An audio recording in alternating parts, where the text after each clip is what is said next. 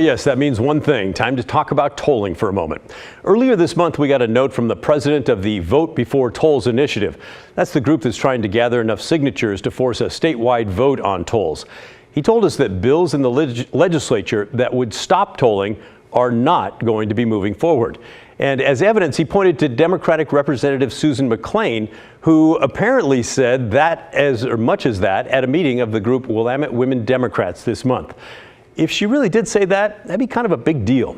McClain is the co-chair of the Joint Transportation Committee, and the two bills that would stop tolling are in her committee right now with no hearing scheduled. Well, we've done all kinds of tolling stories over the past few months, and the overwhelming majority of you are not in favor of tolling. And when we first told you about these anti-tolling bills, many of you were thrilled. So if they're effectively dead in the legislature, we figured, well, you should know about that. So we tried to track down what Rep. McClain said during that Willamette Women Democrats meeting. We found her PowerPoint presentation from the speech, but it did not mention the bills, and we could not find a recording, so we went straight to McClain herself. And before we get into parts of our interview, I want to share a message she sent us on email a few days before we hopped on Zoom regarding those tolling bills. She wrote to us, "We've had a shortened meeting calendar for joint transportation this session because of weather and the need for longer floor sessions in both the House and the Senate. The tolling bills are with other bills that have not been heard yet because of the limited time. We have to consider how each bill fits into our overall transportation goals, how they add to the conversation on a specific piece of our current work, and how they fit into our session pathway." So, get that? That's the setup. And here's what she said when we asked her directly if those anti-tolling bills are dead. Well, first of all, just to talk about the process is that all bills that are in joint committee have to be posted for a work session by May 5th of 2023. And so all bills that are in my committee are still alive, and we are reviewing them. We review every bill. We review bills for purpose, and we review bills for particular review of statutes and how they connect with other statutes. And we also review bills just to make sure that they have all of the things that they need to do the things that they're saying they want to do. So we're looking at them in a technical way. We're looking at them for content. And so all the bills that have until May 5th to be considered. So I have to say, that was a very skillful pivot. Remember, our question was, is the bill dead? You know, not gonna move, not a chance in the world, done. And she answered instead with process, which is a very different thing. So I guess if we accept the pivot, the bills have until next Friday to get a work session, but really don't hold your breath. And remember what she said in her initial email about how they look at the bills and how they fit into the overall transportation goals?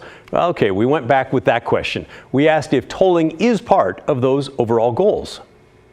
The goal is to continue to develop that as a tool and as a funding device that's part of the package of transportation funding in the state of Oregon. The goals that go along with that is a multimodal system. Safety is our number one concern in everything, and we want to make sure that we have the funding to be able to deal with many elements of the system we have. Okay, good, yes. In other words, yes, tolling, we are for tolling. We are not for tolling, for bills that would stop tolling. Listen, tolling is a big part of the overall goals. So even though these anti-tolling bills are officially still alive, in my opinion, it's a safe bet to say they are very much dead. Wouldn't it be nice if the politicians just gave us a straight answer? Anyway, I think tolling is inevitable here in Oregon. I'm still on the fence about whether it's really necessary or not, but I know that if you are against the tolls, that Vote Before Tolls initiative is probably going to be the only way you'll be able to slam the brakes on any tolling plans. Now, to be fair, there are some, maybe even a lot of you out there, who don't have a problem with tolling, and you agree it's a user fee that should be implemented to help pay for ODOT's projects and maintenance. And one of the people who agree with you on that is the co-chair of the Powerful Ways and Means Committee, Senator Elizabeth Steiner. She feels that way about it too. In fact, she told me that on camera earlier this year.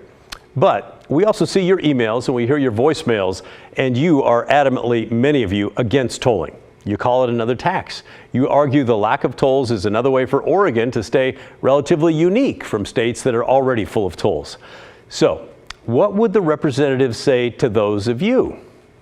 First of all, I've spent a lot of time studying tolls, and it's one of those things where when we looked at other states that had had them for a while, there was a big sort of a push at the beginning to stop tolls. And then once the tolls were put in place in 38 states so far, and also other states that use them like bridge tolls, that there was almost an immediate change of behavior and a change of opinion, that they saw what they got for that particular price for a fee, and they felt that it was worth the time and effort to put it in and to use it, because they were getting to do some different types of travel, not as much congestion, be able to really navigate some of the different types of multimodal systems that folks were setting up. So I guess what I would say to that group that you just talked about is give it a chance. Remember, we're still talking. We're in the middle of a dialogue. There's going to be a lot of nuancing and a lot of tightening up in some areas, because we care about taking care of equity and diversion issues that may come from this type of a system. And we really want to do it right for each and every community. So, what can we take away from this segment other than the rep is a fantastic pivoter? Well, it's that anti-tolling bills in the legislature pretty much dead, although not officially. Tolling is a serious revenue source in the future of ODOT budgets, already baked into decision making that's happening now. And a bit of optimism from Representative McLean, who says, come on, give tolling a chance. So, how are you feeling about all that? Did anything she said change your opinion, your perspective? What do you think? Let us know, will you? Send us an email. You know the address, but just in case, the address is thestory@kgw.com, or call and leave a voicemail 503-226-5090.